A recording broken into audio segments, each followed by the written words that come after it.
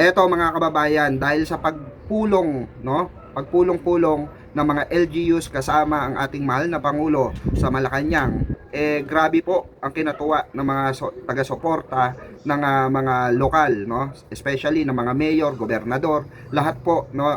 Nagpuntahan po, nagsama-sama sa Malacanang para po, no, sa ikauunlad ng mga syudad sa ating bansa, 'di ba? Yan ang tunay na serbisyo. Yan ang tunay na nararapat na tularan ng next president, 'di ba? Dahil dito meron tamang communication mga kababayan kasi importante po.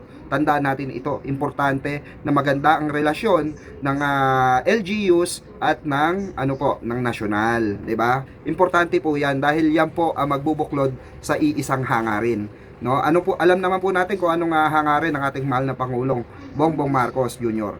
na paunlarin po ang bawat syudad at ang buong bansa, 'di ba? Kaya po importante 'yan ginawa ng ating mahal na Pangulong Bongbong Marcos na sama-samahin ang mga mayor, gobernador, 'di ba?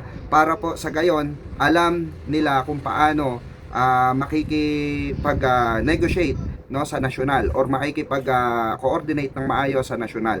Dahil din po ito sa infrastructure na naging issue na tinanggal ni Duterte nung siya'y nakaupo.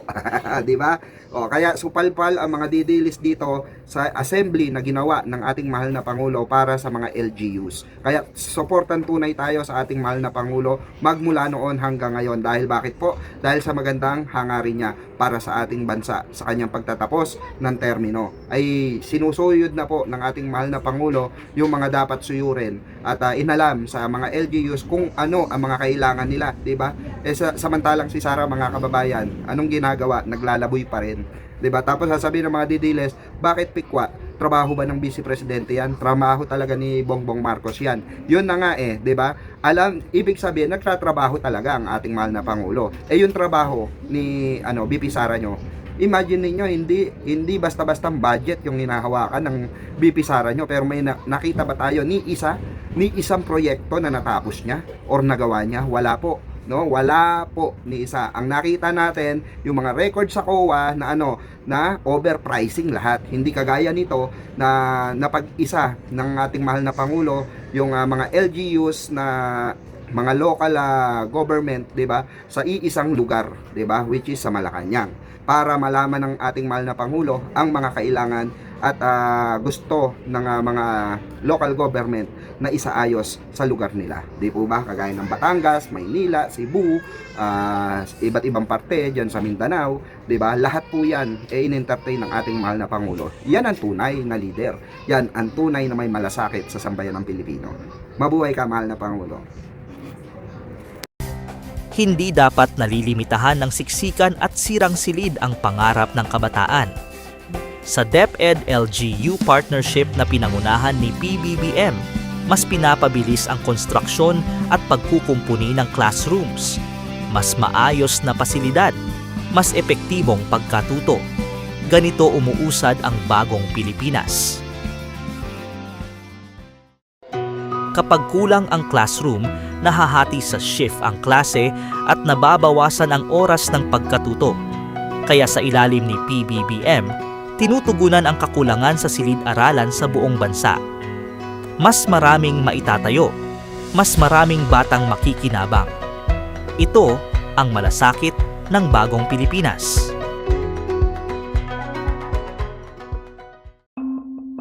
Sa pamamagitan ng kasunduan ng DepEd at mga lungsod, mas mabilis ang implementasyon sa ground. Sa direksyon ni PBBM, may malinaw na pamantayan at quality control bago ang turnover. Mas maayos ang resulta, mas ligtas ang mga estudyante. Isang hakbang pasulong sa bagong Pilipinas. Bawat classroom na natatayo ay dagdag na pag-asa para sa kabataan. Sa pondo ng pamahalaan at gabay ni PBBM, libo-libong silid ang target na maitayo at ma-rehabilitate. Mas maayos na kapaligiran, mas mataas na kalidad ng edukasyon. Ito ang bagong Pilipinas sa aksyon.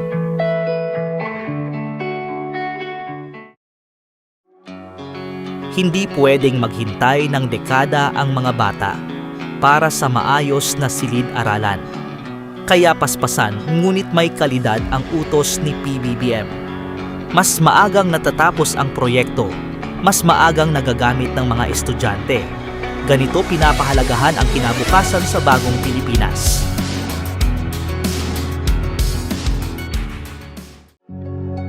Sa mas maayos na classroom, mas nakakapag-focus ang bata at mas nakakapagturo ng maayos ang guro.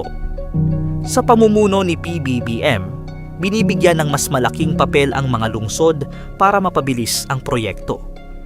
Mas episyente ang sistema, mas mabilis ang resulta. Ito ang bagong Pilipinas. Hindi lang ito tungkol sa gusali kundi sa kinabukasan ng bawat mag-aaral.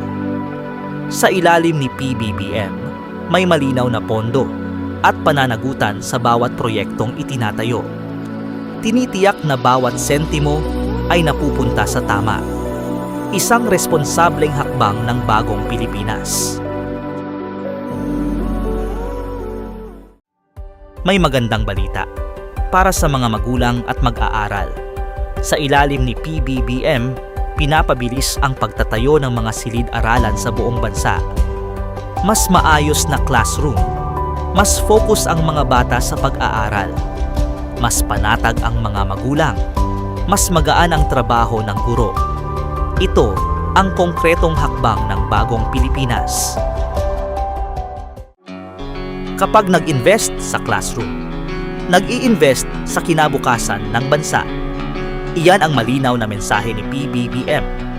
Sa mas mabilis at dekalidad na pagtatayo ng silid-aralan, mas maraming pangarap ang mabibigyan ng pagkakataon.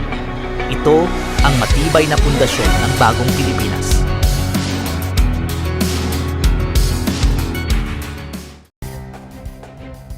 Sa pagtutulungan ng national at local government, mas napapabilis ang classroom construction. Sa direksyon ni PBBM, sabay ang bilis at kalidad, mas maayos na pasilidad, mas inspiradong kabataan. Ito ang pamumuhunan para sa bagong Pilipinas.